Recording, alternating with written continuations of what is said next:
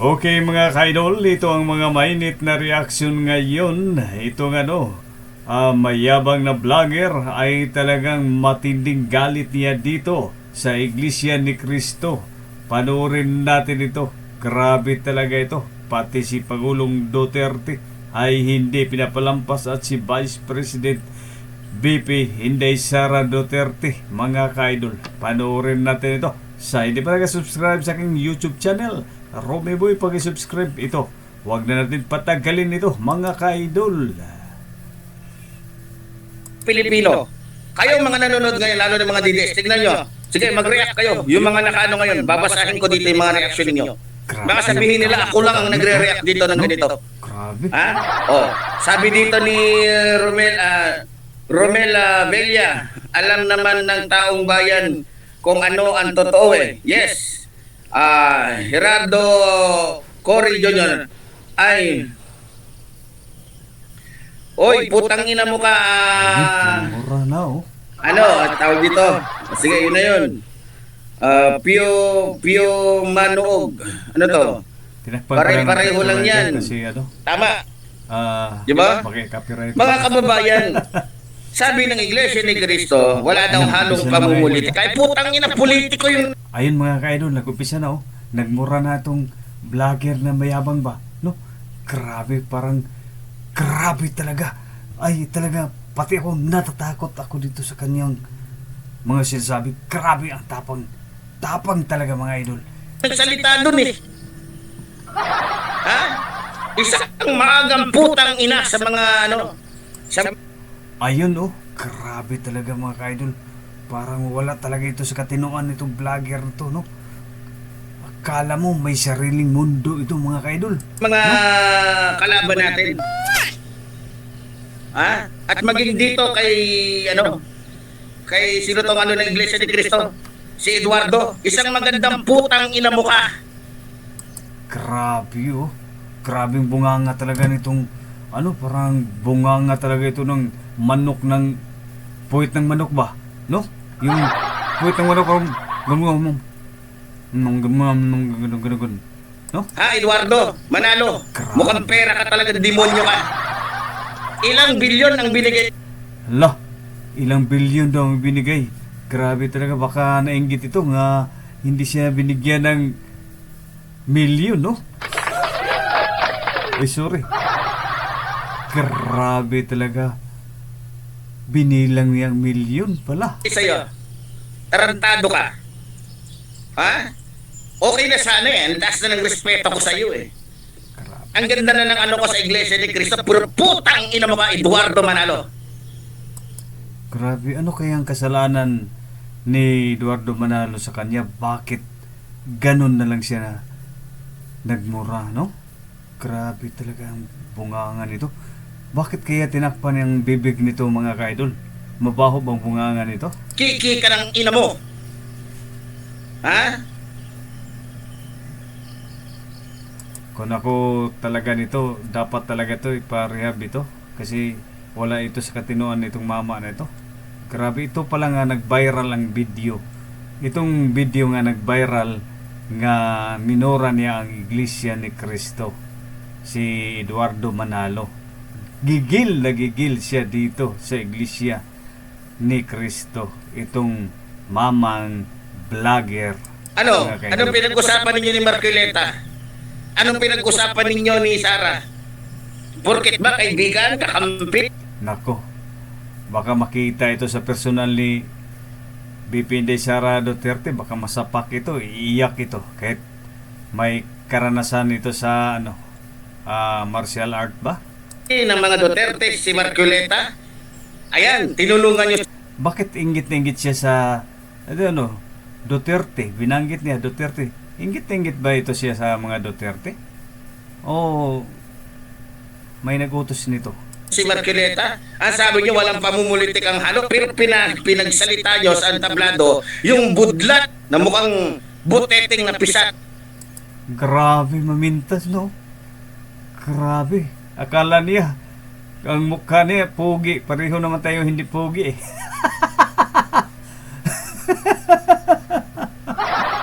Akala nitong vlogger na ito, napakaganda. Nakatakip nga yung mukha mo eh. Kaya ayaw mo nga ipakita ang mukha mo eh. Kung bungal ka ba o bungi ka ba, tanggalin mo face mask mo bago ka mamintas, bago mo pintasin ang kapwa mo. Grabe, no? Walang halong pamumulitika. Alam niyo mga kababayan, delikado po ang bansa natin. Sa palagay ko, nautosan ito, mga ka-idol.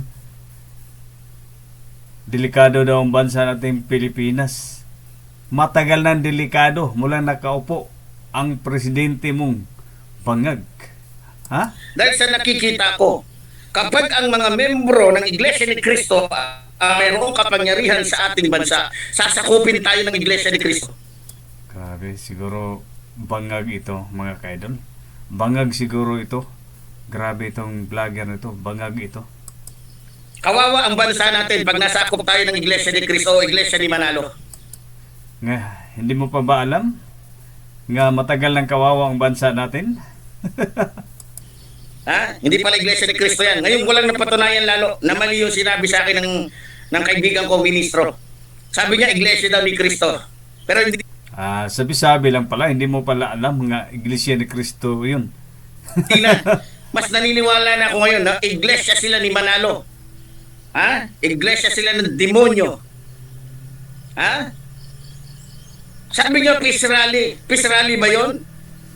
Hindi niyo pinagkasundo yung mga tao, kundi hinayaan niyo pa lalong manira si Marcoleta sa side ng mga Grabe. Marcos at ng mga mambabatas. Sinong ginagago ninyo? Ha? Tanong ko sa iyo, Eduardo Manalo. Magkano at ilang bilyon ang binigay sa iyo ng mga Duterte-ng diputa ka? Grabe tumugmura si yung mayabang na vlogger ba, no? Akala mo anak niya ang minora. Grabe ito, no? Para sa pa to, sa ahas pa ito. Ng kamandag nito eh. Matalas ng kamandag nito. Talagang papatay na ng tao ito. Ang kamandag nitong vlogger na ito. Grabe, oh. Ha? Kakatakot ba? Wala akong pakialam sa inyo kahit 1 trilyon pa kayo mga taga-Iglesia ni Cristo. Sa puntong ito. Ha? Grabe. Kahit 1 trilyon ang membro ng Iglesia ni Cristo. Ang tanong, ngayon, nasaan ka na kaya ngayon? Parang umikot ng tumbong mo eh. Sa puntong ito, hindi nyo matatakot si Epifanio Labrador. Wow! Ha? Saan yung peace rally na sinasabi niyo? Wow! Hindi daw siya matatakot pero wala na sa kanya ngayong wala na siya ngayon sa kanyang lungga. Lumipat na ng lugar. Kung talagang peace rally yan, bakit hinayaan ninyo magsalita si Marcoleta? Mga gunggong kayo, mga diputa! Ha? Presi Ramos, matalino na ngayon ang mga tao, di na nila maloloko. Alam na ng mga tao kung ano ang gusto nilang palabasin.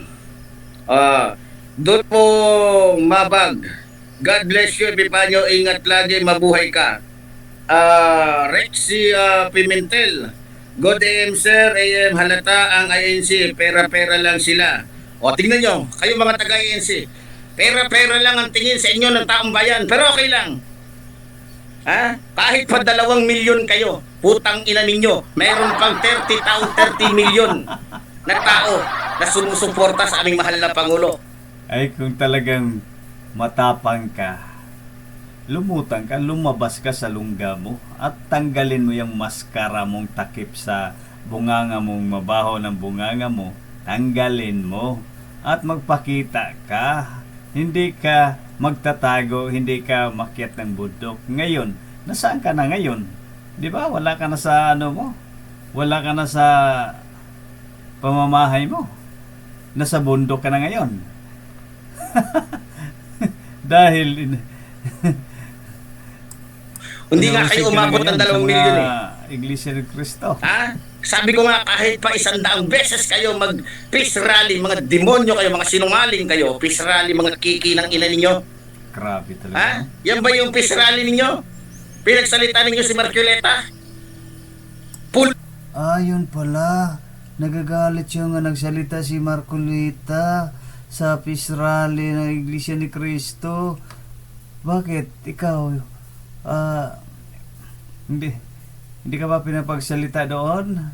Kaya nagagalit ka? politiko na mortal na kalaban ng gobyerno, ng mga congressman. Ang ina ninyo, akala ninyo may isahan ninyo ang taong bayan? Lumalaki ulo ng Iglesia ni Cristo. Siguro may humawak nito. Baka bata to ni Paduano kasi ngayon tingnan mo namundok na yan. Nagtatago. So, alam niyo mga kababayan, pinagmamalaki ng Iglesia ni Cristo kasi, marami sila. May impluwensya daw sila. Putang ina ninyo, hindi nga ninyo ma-overtaken sa dami ang Katoliko. Grabe, Na kung nagmura talaga tutuusin, siya, no? wala kayo sa kalingkingan sa dami ng Grabe, nagmura talaga siya. Kaya nga palang may takip ang kanyang bibig dahil para yung kamandag niya hindi makalabas. Pero nakalabas dahil napansin niyo mga kaidol, may butas dito kabilaan ng kanyang pismas. Ibig sabihin, wala ito sa katinuan mga kaidol. Katoliko. Ha? Inggurn lang kayo ng dami ng Katoliko. Mas lalo na ng Islam. Di ba? Putangin, akala mo kung sinong magsi-asta. Akala mo na talaga powerful sila. Pera-pera lang naman na. Ikaw nga, akala mo powerful ka na kasi ang minura mo parang anak mo eh. Parang kang nagmura sa sarili mong anak eh. Akala mo ikaw ang may powerful na talaga. Di ba? Dapat talaga sa iyo mayabang na vlogger ay hulihin ka tapos ka talaga, Bartolinahin.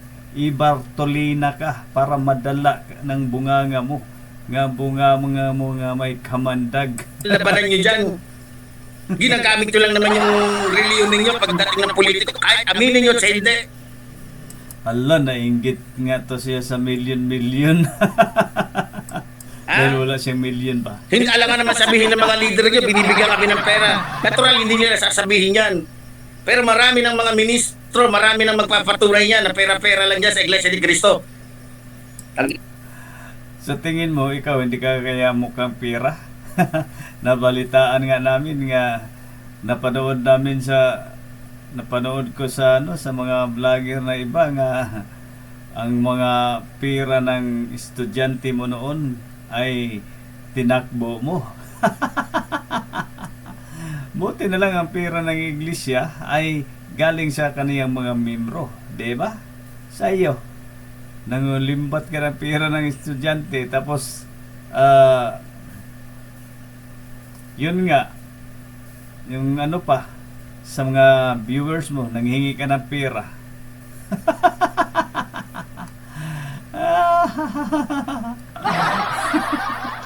Kakaawa itong mama nito. Ang sobrang yabang.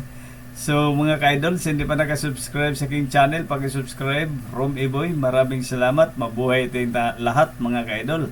Ito na lang ang aking reaction ngayon dito sa mayabang na vlogger. Mabuhay tayong lahat mga Pilipino. Ay sana ito maghimas-rihas itong mayabang na vlog.